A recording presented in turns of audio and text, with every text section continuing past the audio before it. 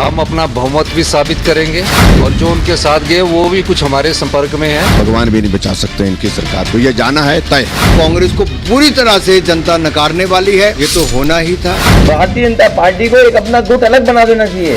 Bhajpa सिद्धांतहीन। Samajwadi party को अपने MLAs को मैनेज करना चाहिए था। इंडिया गठबंधन ही टूट रहा है और उनको तो दूसरे चुनाव लड़ रहे हैं, वो मैनेज कर रहे हैं। ये तो स्वाभाविक ऐसा होना ही था। मोदी की एक ही गारंटी है, सभी कांग्रेस सरकारों को गिराओ। इन लोगों के यहाँ से डूबती नाव पर से सब भाग रहा है।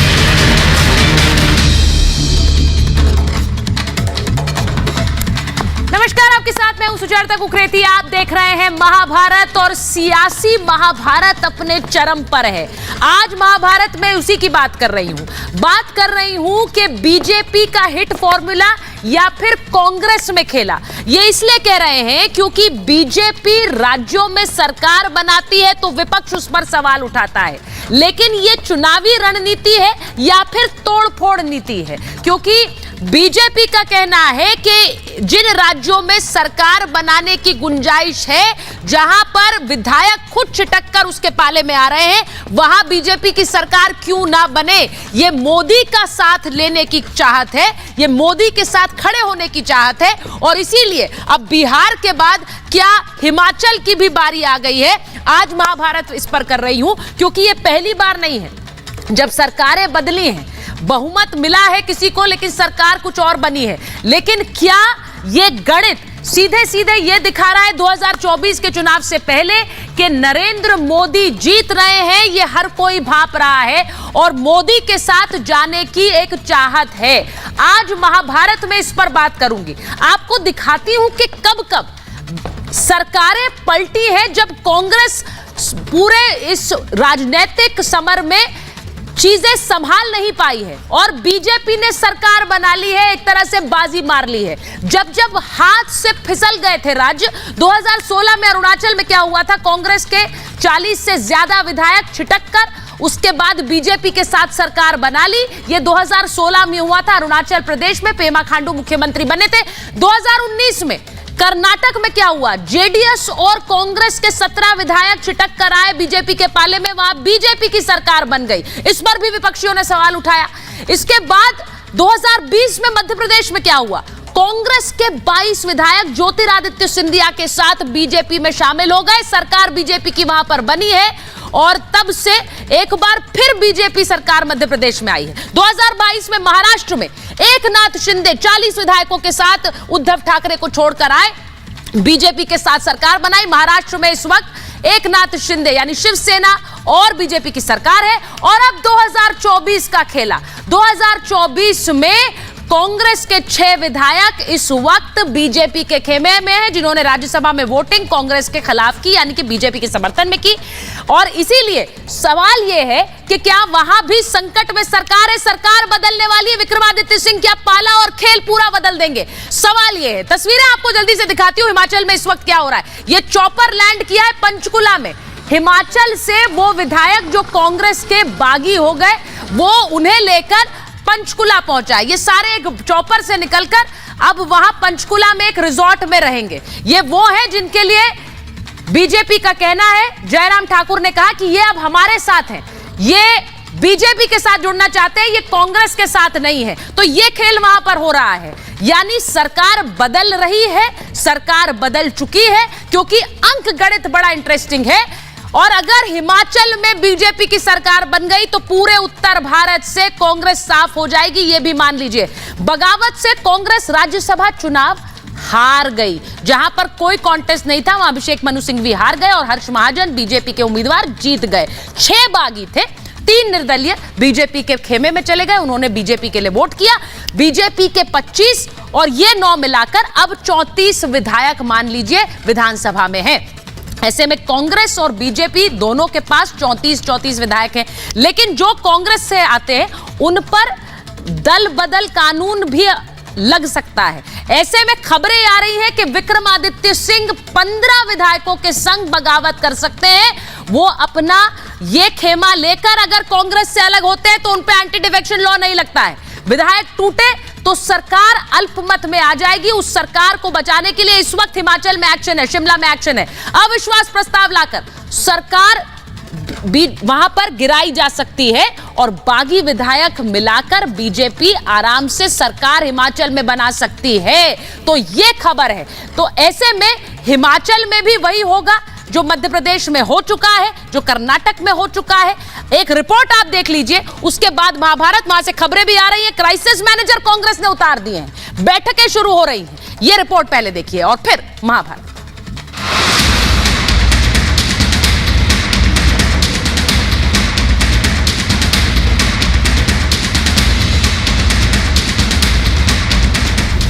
विक्रमादित्य बनेंगे एकनाथ शिंदे, नीतीश की राह पर विक्रमादित्य। हिमाचल में महाराष्ट्र बिहार जैसा खेला, खुले बगावती ऐलान, सरकार पर मंडराता संकट, ताबड़तोड़ बैठकें और हवा में उड़ते विधायक। पहाड़ की सर्द हवाओं के बीच हिमाचल का सियासी पारा चढ़ा हुआ है। महाराष्ट्र और बिहार की तरह हिमाचल में भी सरकार पर संकट आ गया है। क्या नतीजा भी वही होगा?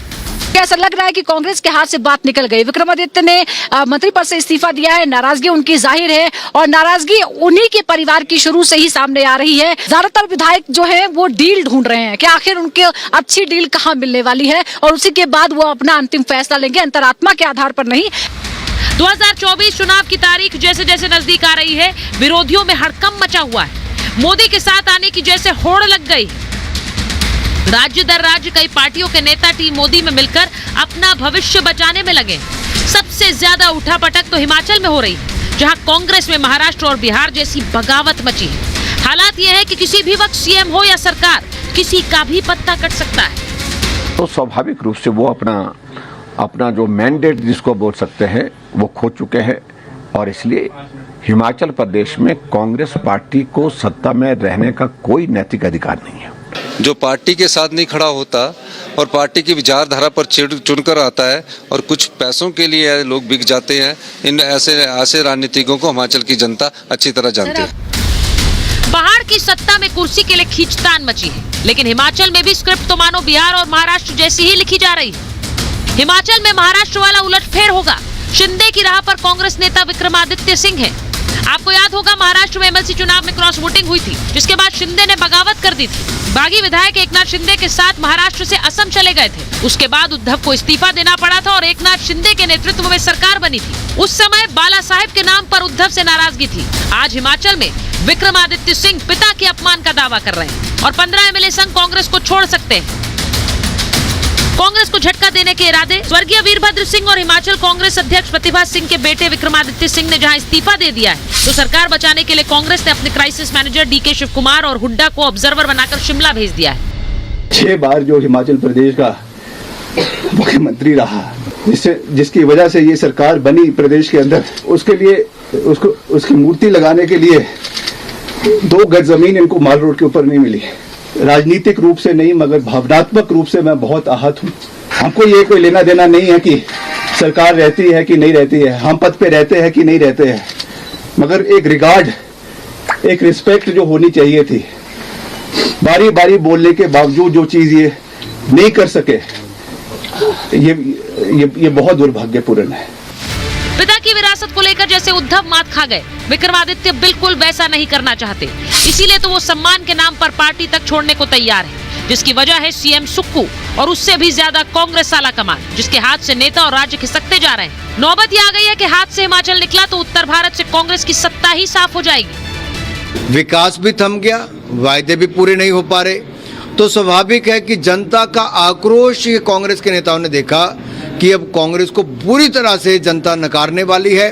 तब कांग्रेस के अंदर ये गतिविधियां शुरू हुई हैं और मैं यही कहूंगा, ये तो होना ही था। हिमाचल की जनता ने प्रधानमंत्री को नकारा था, जगत प्रकाश नड्डा जी को नकारा था, अनुराग ठाकुर को नकारा था। जनादेश कांग्रेस पार्टी और सिर्फ कांग्रेस पार्टी का था, को विश्वासघात नहीं होने देंगे और जो जनादेश हमें मिला है उसको हम पूरा करके ही रहेंगे।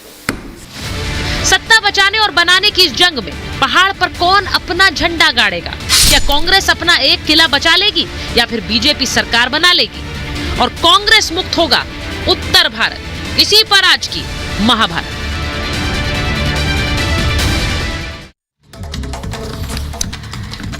मैं बता दूं इस वक्त की जो बड़ी खबर आ रही है, मेरे मेहमान मेरे साथ जुड़ गए, उन पर आ रही हूं, लेकिन बड़ी खबर जरा आपको बता दूं कि शिमला में सियासी हलचल तेज हो गई है। कांग्रेस के पर्यवेक्षक डीके शिवकुमार, भूपेंद्र हुड्डा शिमला के होटल पहुंचे हैं।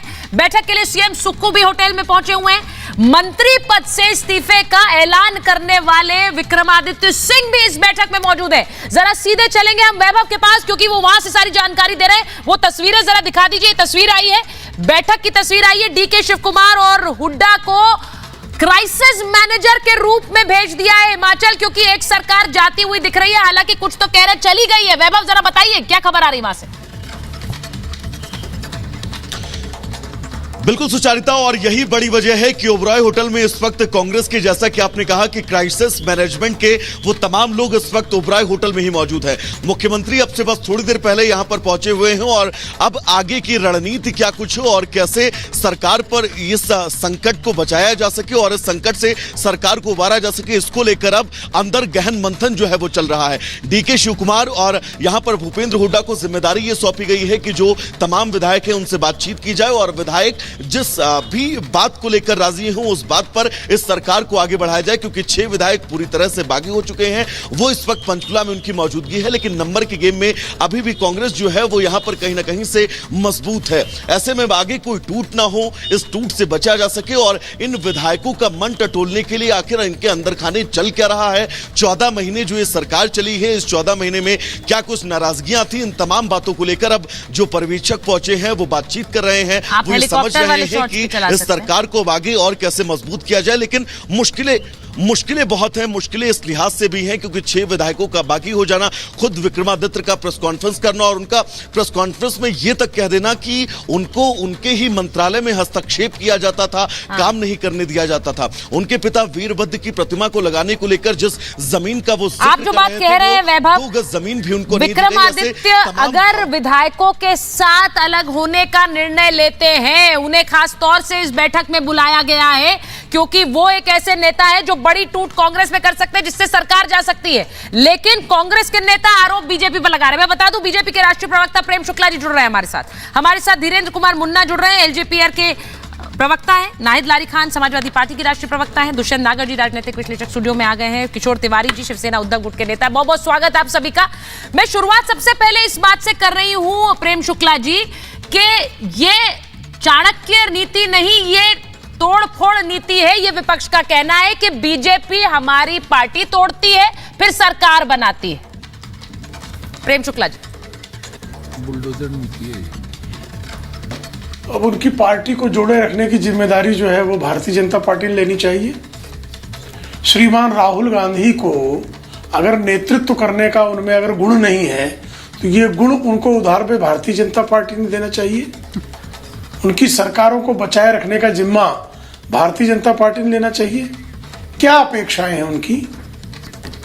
और अगर ये लोकतंत्र का राज है तो आपकी जानकारी के लिए बता दें कि 1951 से लेकर 1967 के बीच में विविध दलों से 542 विधायक जो हैं वो कांग्रेस में शामिल हुए थे। तब कांग्रेस इसको लोकतंत्र की खूबसूरती बता रही थी। फिर उसके बाद साल भर में कांग्रेस के 1968 में जब संविधान सरकारें बननी शुरू हुई तो 228 विधायक जो हैं वो कांग्रेस छोड़कर जो है अन्य दलों में चले गए। तो कांग्रेस ने जो है विलाप करना प्रारंभ कर दिया और यशवंतराव चौहान की अध्यक्षता में एक जो है दल बदल पर जो है कमेटी बना दी। उनमें से जो है 110 ऐसे विधायक निकले जो संविधान सरकारों में मंत्री बन गए थे। तब जब 542 विधायक कांग्रेस में आए तब तो लोकतंत्र था। जब कांग्रेस के लोग दूसरे दलों में चले गए तो लोकतंत्र नहीं रहा। भाई 1985 तक तो इस देश में दल बदल विरोधी कोई अधिनियम था ही नहीं ना। हमारे संविधान निर्माताओं ने आत्मा की आवाज को जो है अंतरात्मा की आवाज को बड़ा महत्व दिया था। डॉक्टर बाबा साहब आम्बेडकर ने तो कभी दल बदल को जो है उन्होंने विरोध माना ही नहीं था।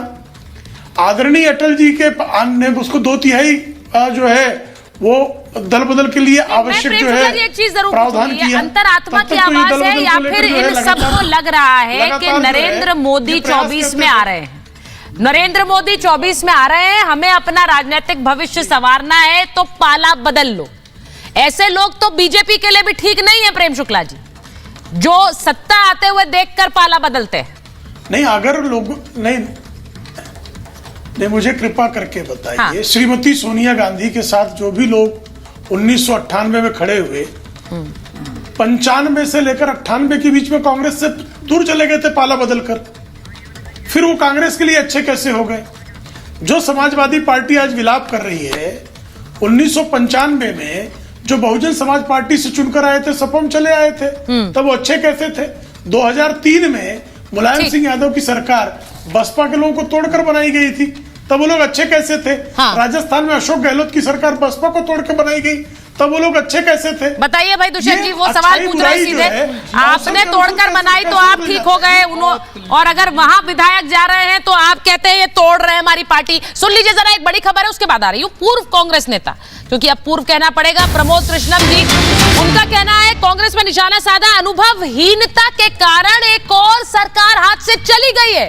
वो तो उन्होंने डिक्लेयर कर दिया सरकार चली गई, कांग्रेस में प्रतिभाओं का दमन परंपरा बन गई है, वो ये कह रहे हैं। यानी जो प्रतिभाएं हैं उनका दमन कर रही है कांग्रेस पार्टी, ये अब ऐसा लग रहा है कि परंपरा बन चुकी है और एक और सरकार हाथ से निकल गई, उन्होंने ये डिक्लेयर कर दिया है। दुष्यंत जी, हिमाचल से सरकार चली गई है, अंदर से आवाज आ रही है, अब आप इसे भले ही अंदर से ना कहें क्योंकि अब तो आप पार्टी में नहीं है। कोई सरकार नहीं जा रही है। हाँ। सुक्खू जी के पास में राज्य विधानसभा में भी बहुमत है और विधायक दल में भी वो बहुमत के साथ चुने गए नेता हैं।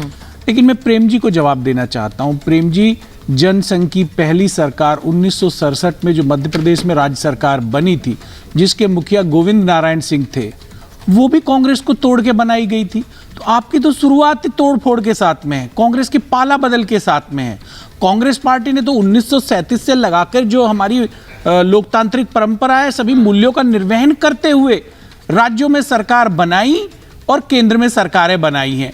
आपने 1995 से 98 के बीच की बात कही श्रीमती गांधी के साथ के लोगों के विषय में, तो वो 95 में जो लोग गए थे उन्होंने अलग कांग्रेस बनाई थी, इंदिरा कांग्रेस, फिर वो कांग्रेस में मर्ज कर गए।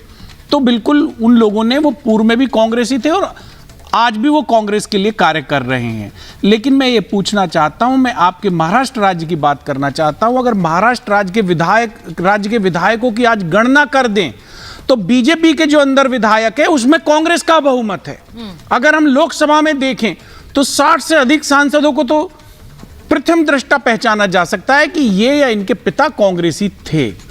आज आपकी पार्टी भारतीय जनता पार्टी कांग्रेस मुक्त करते करते कांग्रेस युक्त हो गई है। कांग्रेस के सभी नेताओं के लिए ये कांग्रेस आपके यहाँ पे रेड कारपेट मिलता है। ये कांग्रेस की पहचान है या ये परिवारवाद वाली पहचान है? देखिए, ये बताइए, इनके यहाँ आप ये कह रहे हैं पिता थे तो बेटे भी थे, आरोपी होते हैं, इसीलिए वो चले गए, इसी को लेकर तो हमला होता है आपकी पार्टी पर, बड़े बड़े आरोप लगते हैं। हाँ। लेकिन वो जैसे ही भारतीय जनता पार्टी में, पर पिता का सम्मान कहाँ किया आपने? विक्रमादित्य आज आंखों में आंसू थे जब उन्होंने कहा कि मेरे पिता के लिए एक मूर्ति बनवाने के लिए जगह तक नहीं दी, तो पिता का सम्मान कहाँ हुआ? बात में दम है तो वही दम दिख रहा है अब हिमाचल में। वीरभद्र सिंह जी की मूर्ति लगनी चाहिए, इसमें मैं नहीं, तो जिसने नहीं लगाई अब वो उनको छोड़ के चले जाएंगे, तो इसमें कसूर आपका है या बीजेपी का है? अंदर विधायक दल के अंदर और सुक्खू जी निर्वाचित मुख्यमंत्री हैं। जी, अगर वहां पर आप कह रहे हैं बिल्कुल ठीक है, वो लगनी चाहिए थी, तो अगर वो नाराज होकर पार्टी बदल लें, बीजेपी में चले जाए, तो कसूर आपका है या उनका है? देखिए, सिर्फ इतनी छोटी सी बात के ऊपर राजनीतिक दल बदलना या ज्वाइन करना, ये विचारधारा से संबंधित, ये छोटी सी बात है। बिल्कुल हिमाचल के वोटर से जा सकता है। आज वो हाईकमान से अपनी बात करेंगे, हो सकता है हाईकमान स्वर्गीय वीरभद्र मैं एक और बड़ी खबर बता रही हूं, करे। ये एक और बड़ी खबर बात नहीं है कि जिसको सुधारा ना जा सके। सुनिए, आप जो बात कह रहे हैं, आपने जो बात कही, प्रेम शुक्ला जी जवाब देना जल्दी से दे दीजिए, फिर मैं नाहिद जी के पास जाऊं, मुन्ना जी, धीरेन्द्र जी के पास जाऊं। प्रेम शुक्ला जी जल्दी से जवाब। देखिए, पहली बात तो दुष्यंत जी बहुत अवसरवादी बातें कर रहे हैं। भाई, जब जवाहरलाल नेहरू ने 542 जो विधायकों को अपने पाले में ले लिया तो तोड़फोड़ था कि नहीं था? और 1968 में श्रीमती इंदिरा गांधी ने जब कांग्रेस तोड़ दिया और कांग्रेस ऑर्गेनाइजेशन अलग रह गई और इंदिरा समर्थक अलग रह गए, तो इंदिरा गांधी की तोड़फोड़ थी, अवसरवाद था, खरीदारी थी, घोड़ा बाजार था, क्या था भाई? 1968 आपको याद नहीं है? और वो इंदिरा कांग्रेस नहीं थी, तिवारी कांग्रेस थी जो इंदिरा बात कर रहे हैं। उसके तदोपरांत श्रीमती गांधी को देश की जनता ने तो इंदिरा गांधी जो बेईमान उनको थी, बहुमत मिला, मक्कार थी, वो गद्दार थी, जीती, क्या कहना वो चाह रहे देश की हैं? प्रधानमंत्री बनी। और श्रीमती इंदिरा गांधी तो पहली बार भी जब प्रधानमंत्री बनी थी तो मोरारजी देसाई के साथ में मत विभाजन हुआ था। वो संसदीय दल की नेता बाकायदा चुनाव के द्वारा चुनी गई, निर्वाचित हुई। मैं नाहिद जी के पास जा रही हूँ और धीरे, अरे तुषार जी एक मिनट, ठीक है नाहिद जी आपके पास आ रही हूँ। मुझे जरा बता दीजिए, वहां पर तो एक खेल चल रहा है, कल एक खेल राज्यसभा चुनाव में समाजवादी पार्टी के भी अंदर भी हुआ है, वहां पर भी टूट की खबरें आई, उन्होंने आपके जाकर बीजेपी के विधायक, बीजेपी के उम्मीदवार के लिए वोटिंग कर दी। अब ये इसको आप अवसरवादिता कहेंगी या फिर अपने लिए राजनीतिक मौका तलाशना कहेंगी या फिर पार्टी में टूट कहेंगी या फिर कहेंगी कि ये हमारी पार्टी तोड़ रहे हैं? देखिए, अब ये तो जग जाहिर है कि भाजपा सख्त पिछड़ा दलित आदिवासी विरोधी पार्टी, इनकी बुनियादी 6 अप्रैल 1980 कोटला मैदान दिल्ली में पिछड़े दलित विरोध पर पड़ी थी। लेकिन जो आप समाजवादी पार्टी के विधायकों की बात करिए, देखिए ये भेड़िए की खाल में छुपे हुए पीडीए विरोधी नेता थे, जिनको जब जीत कर आए तो जनमानस पीडीए ने वोट किया और बड़े विश्वास के साथ वोट किया था। अब इनका चेहरा उजागर होगा कि सख्त पीडीए विरोधी हैं। और जो समाजवादी पार्टी के जो वरिष्ठ दलित नेता रामजी लाल सुमन जी, ये राज्यसभा ना पहुंच पाए, इसलिए इन विधायकों ने बीजेपी के साथ मिलकर इस तरह की साजिश रची। तो अब ये देखिए, अब ये जनमानस इनको इसका जवाब देगी। जो विधायक गए हैं बीजेपी में, जिस प्रकार से मैं तो नहीं कह रही, बीजेपी के एक सिटिंग एमएलए इलाहाबाद संजय सिंह तो मुझे भी एक फ्लैट मिल जाता। भेड़िया जैसे शब्द का प्रयोग हुआ है, इसमें इंटरप्ट ना करिए। सुचरिता जी, भेड़िया शब्द का प्रयोग हुआ है। शब्दों के चयन पर सवाल उठा रहे हैं। वो कह रहे हैं कि अगर हम इस शब्द पर उतर आए तो फिर हमारी तरफ से भी हमला हो सकता है। अपनी बात रखेंगे। अरे शब्दों की मर्यादा आप क्या सिखा रहे हैं? आप लोग से क्या सीखेगा कोई शब्दों की मर्यादा? अरे आप ये समझिए, शुरू कर दूं, क्या बातें कर रही हैं? जरा भाषा का संस्कार देखिए, इस तरह की अगर भाषा का प्रयोग करेंगे ये वोटों के डकैत लोग, ये तो कुत्ता बिल्ली सुअर गधा, ये कहना मुझे नहीं आता है। महाडकैतों का गिरोह है। भेड़िया भेड़िया भेड़िया कर रही है। नहीं, अच्छा एक एक करके बोल लीजिए। मैं आप दोनों से अनुरोध कर रही हूँ, भाषा का संयम वो बहुत जरूरी बात है। वो प्रेम शुक्ला जी के लिए, आपके लिए भी नाहिद जी अपनी बात रखिए। नहीं, बात रखिए, बस भाषा पर उनकी आपत्ति थी, अब बात रखिए, ठीक है? मैं उनको चुट्टी कहूँ, अच्छा लगेगा क्या? नहीं, प्रेम शुक्ला जी प्लीज, बिल्कुल नहीं, मुझे इस तरह स्तर मत गिराइए। आप दोनों बड़े अनुभवी नेता हैं, इस तरह की बातें थोड़ी करेंगे। चलिए नाहिद जी बात रखिए, पॉइंट रखिए। भाषा से, इस तरह की भाषा से पॉइंट भटक जाता है। पॉइंट रखिए। इतिहास में हाँ बोलिए। देखिए, भारत के इतिहास में पहली बार हुआ कि माननीय सुप्रीम कोर्ट के माननीय जजेस ने कहा कि लोकतंत्र खतरे में। यहाँ तक माननीय सुप्रीम कोर्ट ने, अच्छा प्रेम शुक्ला जी एक मिनट कंप्लीट कर रही है, उसके बाद आ रही हूँ। संविधान बच सके और भ्रष्टाचार ना हो, इसलिए माननीय सुप्रीम कोर्ट ने कमेटी का गठन किया जिसमें मुख्य चुनाव आयुक्त और चुनाव आयुक्तों की कमेटी का गठन किया जिसमें। नहीं प्रेम शुक्ला जी, अब शब्दों की बात दोनों तरफ से नहीं होगी, मैंने उन्हें बोल दिया है। लेकिन और आप भी मत बोलिए, वो भी नहीं बोलेंगे, बिल्कुल क्लियर है ये अब शब्दों का प्लेटफॉर्म तो है नहीं। बात करने, अगर मुझे बात करने का मौका नहीं मिलेगा तो मैं डिबेट छोड़ दूंगी। नहीं, अब से देखिए, एक चीज मेरी बात सुन लीजिए, ना तो ये अब शब्दों का प्लेटफॉर्म है ना धमकी का प्लेटफॉर्म है। मैं आप दोनों से कह रही हूँ, अपनी बात रखिए, दैट इज इंपॉर्टेंट। लेकिन दे रही है, दैट इज इंपॉर्टेंट। नहीं, अब वो बोल रही है, वो मुद्दे पे बोल रही है प्रेम शुक्ला जी, अब वो आगे बढ़ गई है, बात। चलिए डिरेल नहीं, मुद्दे पे जल्दी से बात कंप्लीट करिए। सुचारिता जी, नाहिद जी, हाँ सुचारिता जी, माननीय सुप्रीम कोर्ट के माननीय जजेस ने पहली बार कहा कि लोकतंत्र, भारत का लोकतंत्र खतरे में। माननीय सुप्रीम कोर्ट ने कमेटी का गठन किया जिसमें मुख्य और अन्य चुनाव आयुक्तों की नियुक्ति के लिए माननीय सीजीआई, प्रधानमंत्री और नेता प्रतिपक्ष को रखा। उस कमेटी को भी भंग करने का काम बीजेपी सरकार ने किया, इस उद्देश्य से किया कि लोकतंत्र का हत्या करनी। उसमें माननीय सीजीआई की जगह अपने मंत्री को डाल दिया उस कमेटी में और भंग कर दी कमेटी। अभी देखिए चंडीगढ़ मेयर चुनाव में किस प्रकार से लोकतंत्र की हत्या की माननीय सुप्रीम कोर्ट को कहना पड़ा कि लोकतंत्र की हत्या हुई है, वहां वोटों की डकैती डाली बीजेपी ने। और अगर आप हिमाचल प्रदेश की बात करें तो हिमाचल प्रदेश जो है चंडीगढ़ से सटा हुआ, चंडीगढ़ पार्ट 2 हो रहा है। लखनऊ के उत्तर प्रदेश की आप बात करें कि लखनऊ में कल राज्यसभा चुनाव में राजनीति का चीरहरण किया है बीजेपी ने, ठीक है, राजनीति का चीरहरण किया है। और लोकतंत्र की ठीक है। अब मैं एक बार किशोर जी के पास जा रही हूँ। मैं एक बार एक और बड़ी खबर बता देती हूँ। देखिए, जो हरियाणा, जो हिमाचल में सरकार से जुड़ी हुई है, सुन लीजिए। देखिए, धीरेन्द्र जी नहीं बोले, किशोर जी अभी नहीं बोले। कांग्रेस विधायकों की अयोग्यता का मामला जो है वो स्पीकर ने आदेश सुरक्षित रख लिया है। दोनों पक्षों को सुनने के बाद आदेश सुरक्षित रखा गया। ये 6 विधायकों के खिलाफ अयोग्यता प्रस्ताव है। 6 विधायकों के खिलाफ अयोग्यता प्रस्ताव, इस पर फैसला सुरक्षित रखा है। ये वो 6 विधायक कौन है जो इस हेलीकॉप्टर से उतरकर अभी पंचकुला में बैठे हुए हैं, क्योंकि इन्होंने बीजेपी के लिए वोट किया था राज्यसभा के चुनाव में। अब ये इनको लेकर अयोग्यता प्रस्ताव आया है। अब मैं सिर्फ ये कहना चाह रही हूं कि एक बैठक वहां हो रही है। देखिए, एक्शन क्या है। एक बैठक इस वक्त हिमाचल में हो रही है, एक तरफ, दूसरी तरफ यहां पर विधायक पंचकुला में बैठे हुए हैं। इस बीच उस बैठक में विक्रमादित्य सिंह पहुंचे हैं, जहां ऑब्जर्वर्स हैं, यानी कि जहां डीके शिव कुमार और भूपिंदर हुड्डा पहुंचे हुए हैं, वहां पर विक्रमादित्य सिंह भी हैं। अब क्या फैसला होता है उसके बाद वो देखना, उस पर नजर बनी हुई है हमारी। मैं एक बार जरा धीरेन्द्र जी आपके पास आ रही हूं, किशोर जी आपके पास आ रही हूं, जरा दोनों को स्क्रीन पर रखेंगे। किशोर जी, ये महाराष्ट्र में हो चुका है। मैं इसलिए आज शुरुआत इस बात से की कि महाराष्ट्र में विधायकों ने बगावत की। उन्होंने कहा कि पार्टी में बात हमारी नहीं सुनी जा रही है, हम जिस विचारधारा से काम कर रहे हैं वो नहीं हो रहा है। टूट गई पार्टी, वहां पर शिंदे सरकार बन गई। हिमाचल में भी कुछ वैसा ही होता दिख रहा है। मंत्रिमंडल से खुश नहीं, मंत्री पद से खुश नहीं। विक्रमादित्य के पिताजी जो हैं उनके लिए जगह नहीं, उनकी स्टैच्यू रखने के लिए। ऐसे में क्या करेंगे वो?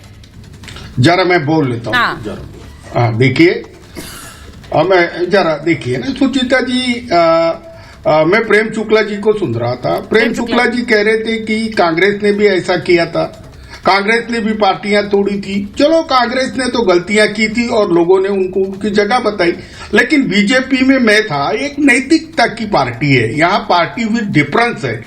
अब उन्होंने महाराष्ट्र के अंदर तो कैसा किया, मध्य प्रदेश के बाद महाराष्ट्र ही एक बड़ा राज्य था जहां उन्होंने पूरी पार्टी तोड़ डाली। उसके बाद अभी एनसीपी तोड़ी। अब तो बीजेपी को जैसा मैन ईटर हो जाते हैं ना, वैसे वो मैन ईटर हो गए। और हिमाचल के अंदर जो कुछ भी हुआ, उसको आप नैतिकता से नहीं ले सकते। पिताजी का अपमान नहीं है, विक्रमादित्य जी को सीएम बनना है। और कांग्रेस के लिए किरकिरी तो हुई है और बीजेपी ने सपा के लिए भी किरकिरी की है। तो लेकिन आप क्या करते हो? राजनीति में अपने लोगों को साथ रखने की जिम्मेदारी पार्टी की है या बीजेपी की है? मुझे ये बताइए किशोर जी। वहां वो सरकार बना ले तो वो उसको अपनी उपलब्धि के रूप में देखेंगे। अगर यहाँ पर आप अपने नेताओं को साथ नहीं रखे जाए तो ये आपकी कमी है। क्यों नहीं रख पा रहे हैं नेताओं को साथ? क्यों वो जाकर प्रेस कॉन्फ्रेंस करते हैं, आंखें भरकर प्रेस कॉन्फ्रेंस कर रहे हैं?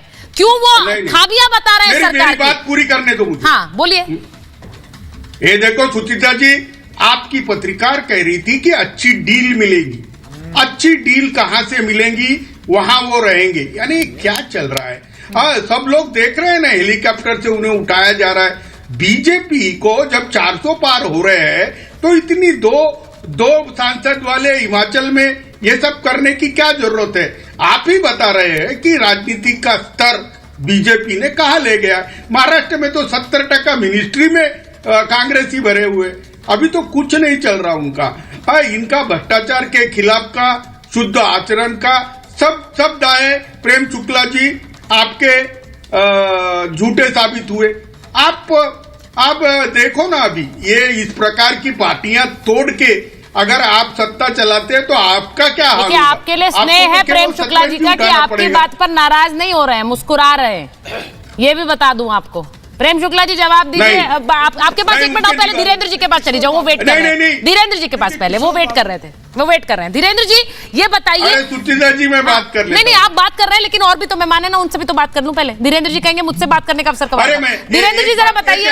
नहीं, एक मिनट में धीरेन्द्र जी, अच्छा ऐड करिए, चलिए ऐड कर दीजिए, ऐड करिए। नहीं, प्रेम शुक्ला जी का राज्यसभा का सदस्य बनना तय था। अशोक चौहान ये कांग्रेसी आ गए और उनको बना दिया। मैं तो मैं 2 दिन खाना नहीं खाया उसके लिए। तभी मुस्कुरा रहे हैं वो, तभी मुस्कुरा रहे हैं। आपने आज सच्चाई बताई है, तभी वो आपकी बात में नाराज नहीं है, मुस्कुरा रहे हैं। साथ में तो नहीं छोड़ा था खाना आप दोनों ने कि ये साथ में हो गया। चलिए अच्छी बात है, राजनीति में हम शो करते हैं तो गहमा गहमी हो जाती है, लेकिन इस तरह की बातचीत बड़ी अच्छी लगती है महाभारत में भी कभी कभी। मैं एक बार हाँ प्रेम शुक्ला जी एक लाइन बोलिए, फिर धीरे धीरे व्रत के संकल्प का भी अभिनंदन है, लेकिन एक इनके व्रत के शुक्ला जी मैं भी काफी दुखी रहा हूँ। किशोर बाबू आपने ये इस बात के लिए मैं आपका मैं इसलिए साधुवाद कर रहा हूँ मैं कि आपने पहले ही लाइन में कह दिया कांग्रेस अनैतिक पार्टी है, और उस अनैतिक पार्टी के साथ जो है शिवसेना प्रमुख बाला साहब के पुत्र जो है अनैतिक लोगों के साथ चले गए, जिसको कहते थे कांग्रेस अनैतिक किसने कहा? ठीक है धीरेन्द्र जी के पास, ठीक है धीरेन्द्र जी वहां पर टूट जो है ये ऐसा क्यों लग रहा है कि हर पार्टी में कांग्रेस के असम में जो कांग्रेस के प्रदेश अध्यक्ष है उन्होंने पार्टी छोड़ दी, वो कह रहे हैं वो हिमंता बिस्वा शर्मा से मिलकर बीजेपी में शामिल होने की तरफ आगे बढ़ रहे हैं। महाराष्ट्र में भी यही हुआ, कांग्रेस के जो अध्यक्ष हैं उन्होंने पार्टी छोड़ दी। ये हो क्या रहा है? हर तरफ से आरजेडी से कांग्रेस से बिहार में भी विधायकों ने पार्टी छोड़ी है। अब ये विपक्ष बार बार कहता है कि हमारे विधायक तोड़ रहे हैं। सुचरिता जी सबसे पहले तो मैं बता दूं कि लोकतंत्र भारत का मजबूत हो रहा है, ये इसका द्योतक है। अगर प्रधानमंत्री जी के नेतृत्व में देश आगे बढ़ रहा है, प्रदेश आगे बढ़ रहा है, तो लोग साथ देना चाहते हैं, देश को एक बार मजबूत करना चाहते हैं। जो पिछले 50-55 वर्षों से देश पीछे रहा था, केवल भ्रष्टाचार रहा था, और कांग्रेस के समय में क्या रहा था, उसके हाथ उनके कुकृत्यों से गंदा हुआ। आज वो हाथ फिसलता हुआ तो दिख रहा है। आ रही हूँ आपके पास, मैं अभी धीरे उच्च सदन के सदस्यों का चुनाव हो रहा था सुचरिता जी, अंतरात्मा की आवाज पर वोट दे रहे हैं।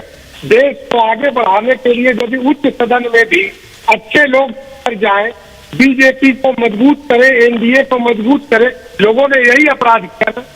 इसमें अगर जिन सदस्यों ने वोट दिया है उनको आप कह रहे हैं कि पैसे पर दिख गए, आपकी आत्मा बिक गई।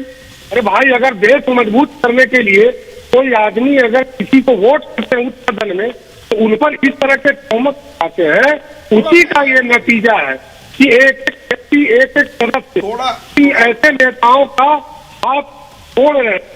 और अभी नहीं सुधरे। अगर हिमाचल की घटना को ले चर्चा जी, हिमाचल में तो अपने नेताओं को इन लोगों ने संभाल कर रखा नहीं।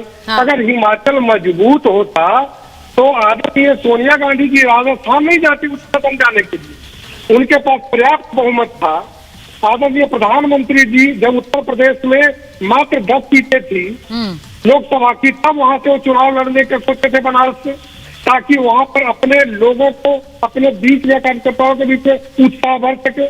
लेकिन कांग्रेस के अध्यक्ष क्या किए, वहां पर कांग्रेस पार्टी के शीर्ष नेता क्या किए, राजस्थान से चुन खाने का। इसका मतलब पहले से उनको पता था कि हमारे लोग हमारे साथ हिमाचल में नहीं है, और उसी का परिणाम है। और आरोप क्या लगा रहे हैं, वहाँ के पूर्व मुख्यमंत्री का सम्मान नहीं करना। आज वहाँ के मंत्री के आंखों से आंसू निकल रहा है। क्या लोकतंत्र में किसी सरकार में रहे मंत्री अगर अपने ही सरकार में आंसू बहाता हो, ये देश के लोग नहीं देख रहे हैं क्या? आपके लोग तो खुद से संभल नहीं रहे हैं, और आप बता रहे हैं कि पार्टियों को तोड़ा जा रहा है। ये चीज बड़ी इंपॉर्टेंट है। मैं ये कह रही हूँ, हाँ दुष्यंत जी, ये बड़ी इंपॉर्टेंट है कि जो भावुक मुन्ना जी नहीं, वोटर बहुत भावुक भी होते हैं। आज विक्रमादित्य सिंह एक भी नेता का नाम मुझे आप बता दीजिए कांग्रेस का, जिसके ऊपर ईडी सीबीआई का केस ना हो और उसने भारतीय जनता पार्टी को ज्वाइन किया हो। एक आप मुझे उदाहरण देंगे, मैं आपकी बात को सत्य मान लूं। नहीं, नीतीश कुमार ने क्यों पाला जवाब देना चाहता हूँ, बता दीजिए। हाँ, जवाब दे दीजिए। बिल्कुल बिल्कुल दे रहा हूँ। क्या आपने इस बात को मान लिया कि आपके पास जो लोग हैं वो सारे लोग भ्रष्ट हैं? हमारे तरफ जो आ रहे हैं वो भ्रष्ट है, आपके पास जो पड़े हुए हैं वो भ्रष्ट नहीं है। देखिए, जो हैं जिनके ऊपर में दाग लगा हुआ है उनकी जांच बंद नहीं हुई है, जांच अभी भी चल रही है।